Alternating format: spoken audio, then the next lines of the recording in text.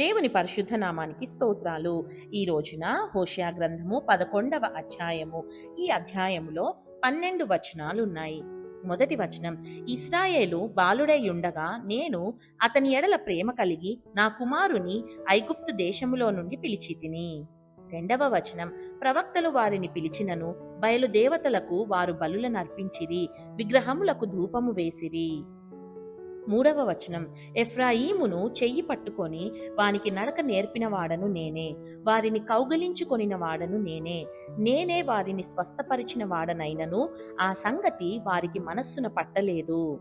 నాల్గవ వచనం, ఒకడు మనుషులను తోడుకొని పోవునట్టుగా స్నేహబంధములతో నేను వారిని బంధించి ఆకర్షించి తిని, ఒకడు పశువుల మీదికి కాడిని తీసినట్లు నేను వారి కాడిని తీసి వారి ఎదుట భోజనము పెట్టి తిని.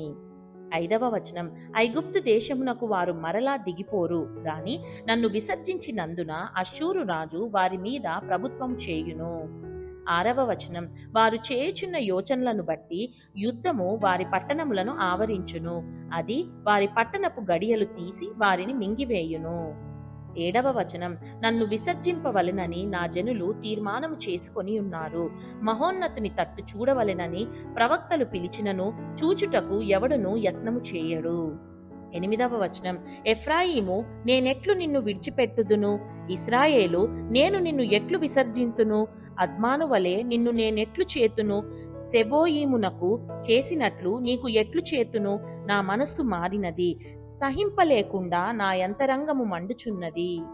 తొమ్మిదవ వచనం, నా ఉగ్రతాగ్నిని బట్టి నాకు కలిగిన యోచనను నేను నెరవేర్చను, నేను మరలా ఎఫ్రాయిమును లయపరచను, నేను మీ మధ్య పరిశుద్ధ దేవుడను గాని మనుష్యుడను కాను, మిమ్మును దహించునంతగా నేను కోపింపను.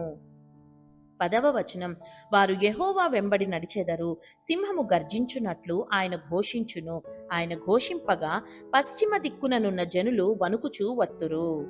11వ వచనం, వారు వణుకుచు పక్షులు ఎగురునట్లుగా ఐగుప్తు దేశములో నుండి వత్తురు, గువ్వలు ఎగురునట్లుగా అష్షూరు దేశములో నుండి ఎగిరి వత్తురు, నేను వారిని తమ నివాసములలో కాపురముంతును, ఇదే యెహోవా వాక్కు.